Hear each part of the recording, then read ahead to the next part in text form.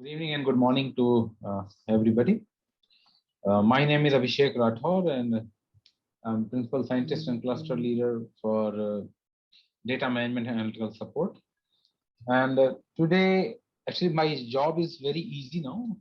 Indeed, I really changed my slides today morning because lots of things has been covered. And actually, it's not a presentation what I will do today. And I think my presentation is more from in between from ICR side and from the EIB side and all informatics support. Because I think it's very clear now what in what stage and how should we use genomic selection, in what aspect we should be using it, and all aspects like precise phenotyping.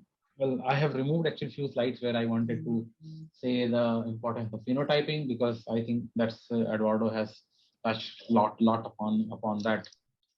And Here I will actually discuss now the main on the implementation, how implementation support and computational support will be offered uh, through, and what we all can do immediately, what can be our short term and long term goal, and how we plan to dive into rapid genomic selection. I say like immediately, like whatever is needed, um, we will be able to do it. Let me try to take a pointer.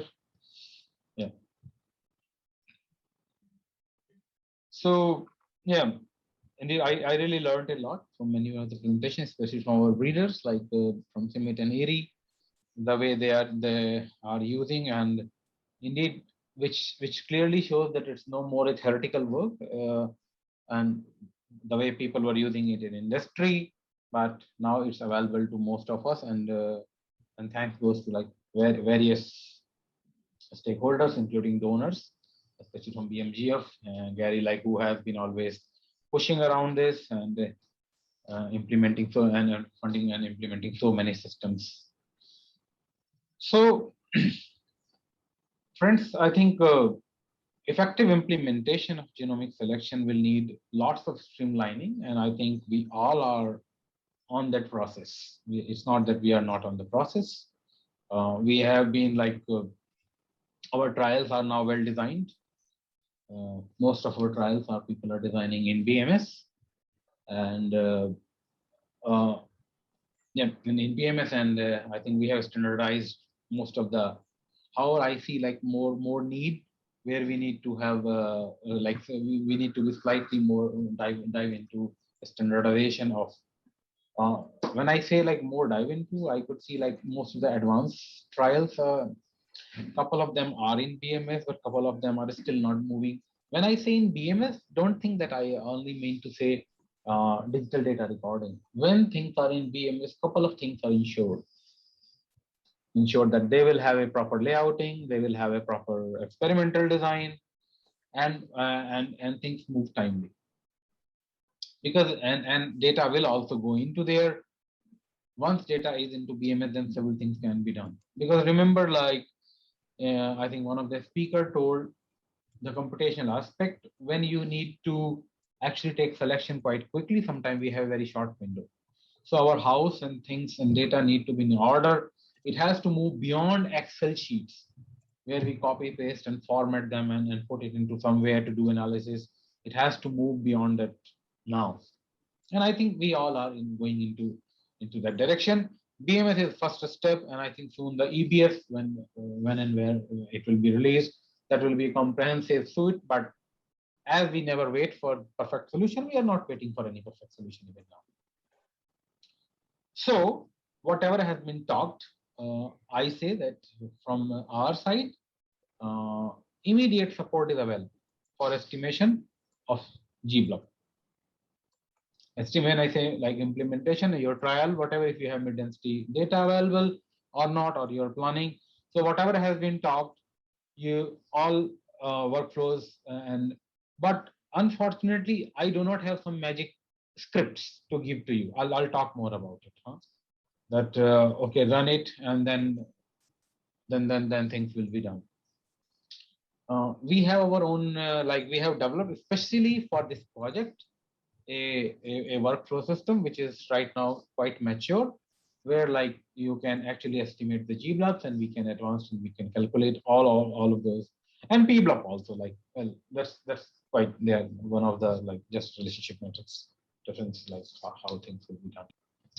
We are building Galaxy ASML workflows, like where we can use it.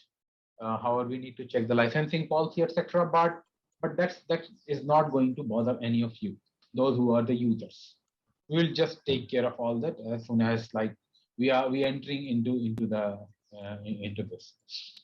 Further, like bioinformatics support. Yesterday, I was thinking few people yesterday or day before yesterday, few people were thinking about efficacy of mid-density panel. If so, we will be further providing bioinformatics support on development of mid-density panel in case somebody is not satisfied, and we can also help you to get your satisfaction through the mid-density panels, like to do all bioinformatics, how good they are for your.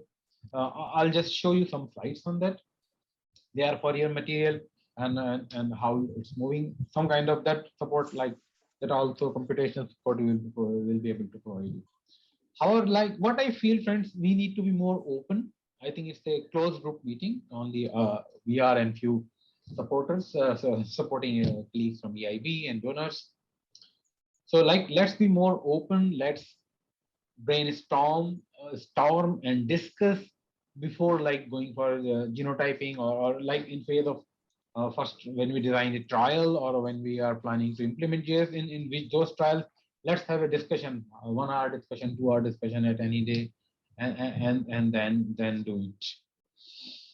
However, still, I think I still Parthiban's presentation, I still remember when he showed that the data management is the key. You might not probably, I think you might be able to appreciate, or you are appreciating this now, that yes, if we do not have a proper data management system, we will not achieve genomic selection. There, here and there, some or other problems will be there, which will not make it a production system. Which will make it a, just like a kiddie tool, which probably when real power will not come. There are many aspects of that. And right now we are not actually, somebody was asking, I think, how many models. So there are n number of models. Like I have some mathematical foundation, which I may also touch maybe today, but which I haven't specifically kept, like what are the mathematics around those mixed models, what we are implementing. I think a very good, I really admire Eduardo, the way he has presented without actually putting equations, which is very difficult for me. And so, but friends, so those who want to train, so there are two aspects. Okay, one is let's go ahead, use GBLUP, and let's start to do the genomic selection in real time. Second, some persons were asking about running different models, standardizing on their data. That can also be done. Like you just run 10 different kind of models and see the efficiency on your breeding material and can compare. So that can also be done, but that's more on the researchable side. And I'm not saying that we will not provide that support. We will be very happy to work on that aspects also.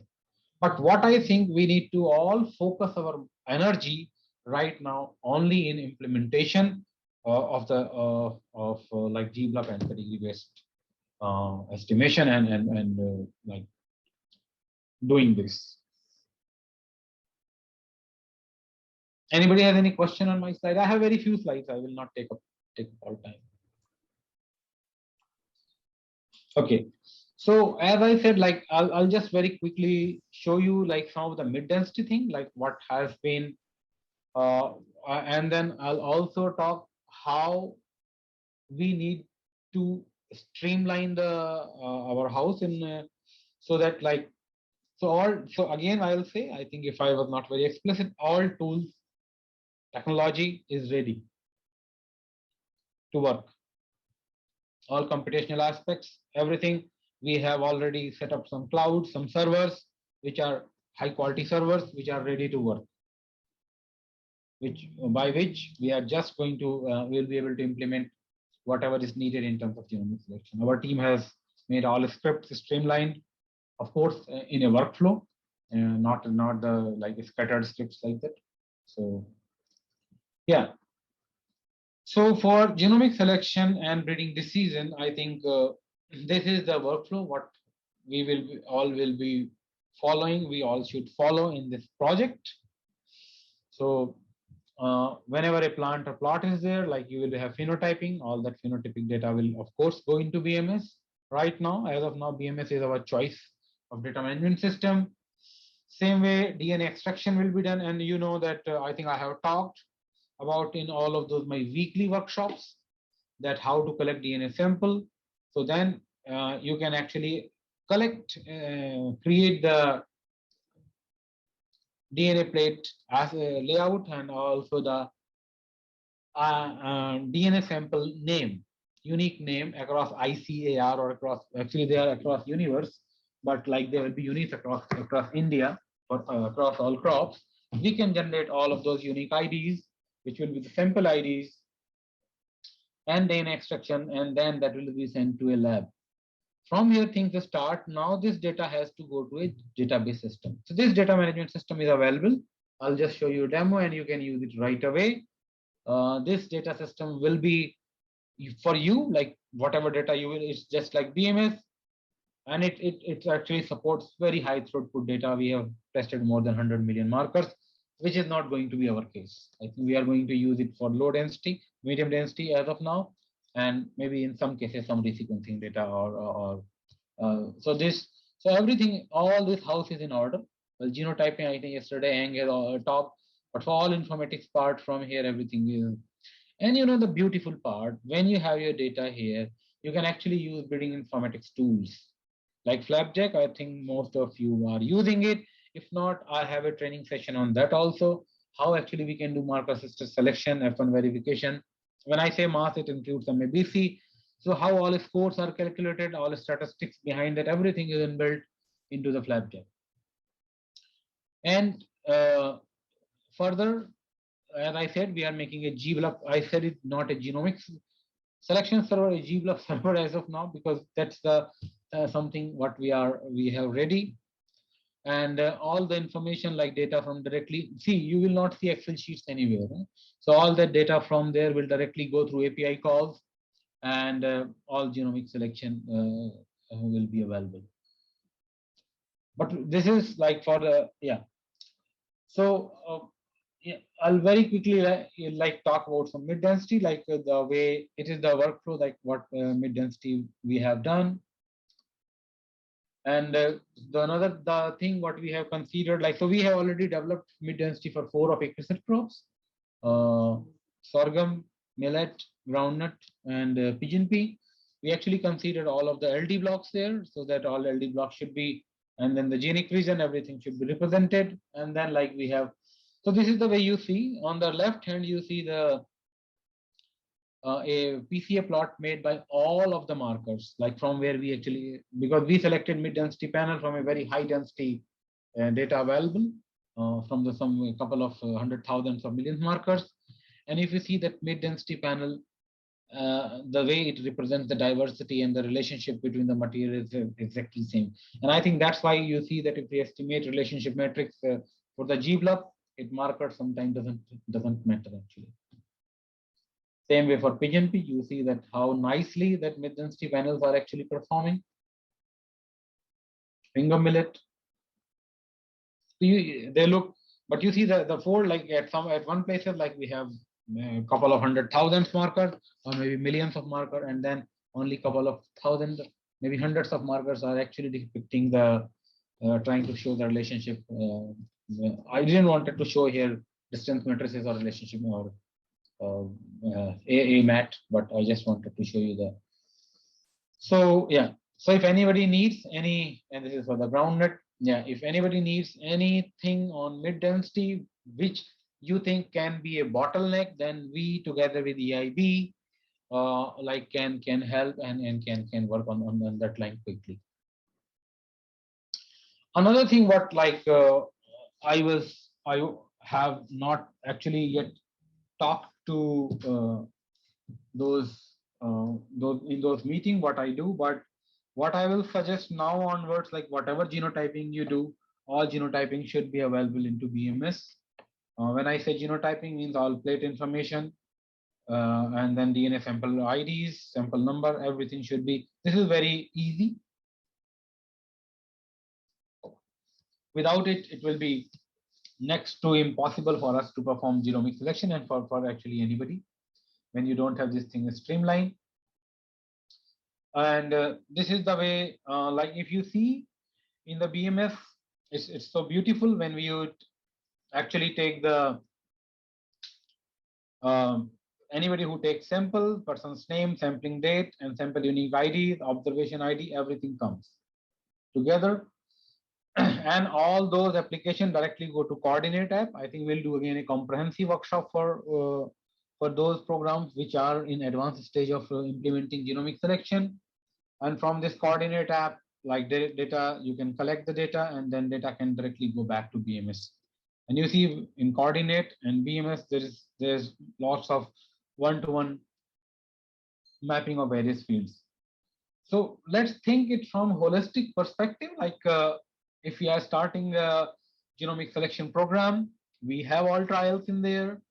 From all trials, when we are going to take the or the material from which we are interested, we are going to take the DNA sample from the training population or from the testing population, not from the, and then like we are also working on some kind of a standardization of the naming convention, etc. for ICR, like we have done for the phenotypic.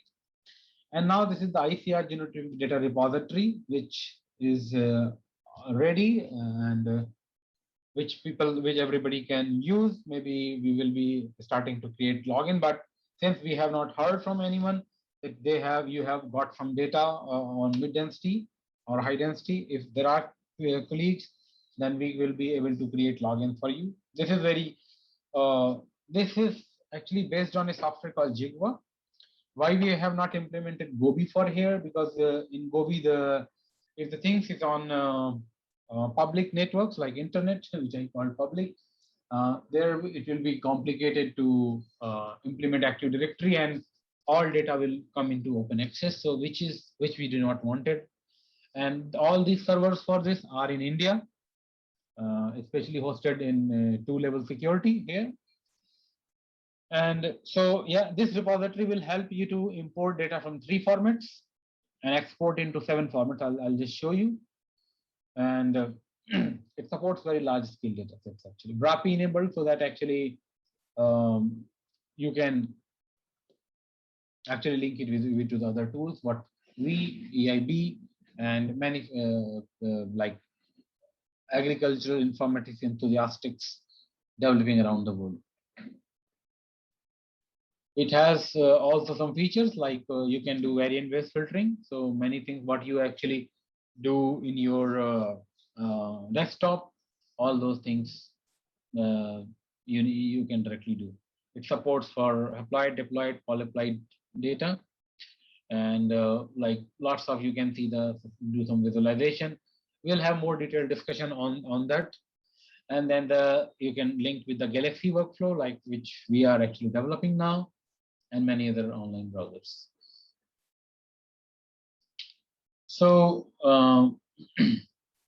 yeah, there will be so like this is, let me skip it. So we have created for these crops and more crops we are adding.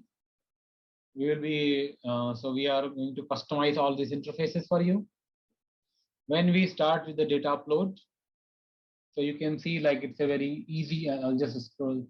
You can select the database, you can create a new project. So in your database, if you have multiple projects, all projects you can create yourself. And then project description, it's just like you create a trial in BMS. Here you are creating a data, and you can actually get data from a BRAPI endpoint also. And then you submit your data, all data will be so data, now your data is independent from your hard disk. It's somewhere in the cloud. Of course, Same way you can do the data extraction.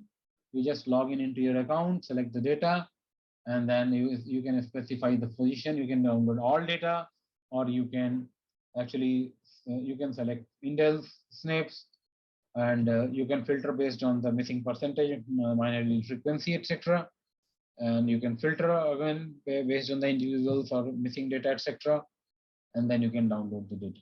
Data can you first visualize it, and then you can actually download it.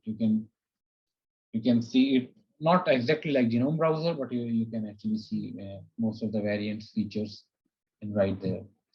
And yeah, you can see the data distribution, and you can save those plots. You can extract data to any of the formats where you want. You can subset, like if you can subset only for the line for which you want to fit the model, if all might not have been tried, or the way whatever way you want to do. Now this is the Galaxy workflow. Similar kind of Galaxy workflow will be available sooner. And here you can link multiple analysis, multiple workflows. You can the analysis what you have done, you can share with other users. You can repeat it. It's a highly configurable workflow. Like you, end of the day, you may need to do only drag and drops. Yeah, I will not talk more into detail. When we'll do more trainings around it, like how we are going to actually run the actual genomic selection from here. Yeah, you select genotypic and phenotypic file, and then like you do it. The challenges, not challenges, the beauty what it's going to have.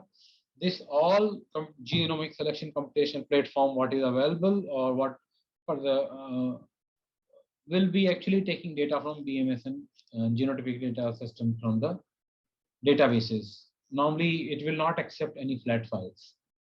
So I think the challenge and the opportunity here are, let's try to use these databases as much as we can, and try to streamline whole process from generation of experimental design to whole genotyping, phenotyping network for whole flow, and then started to jump in. So this is, I think, that's the max I wanted to probably touch today. Not all those things. Yeah, so I'm done.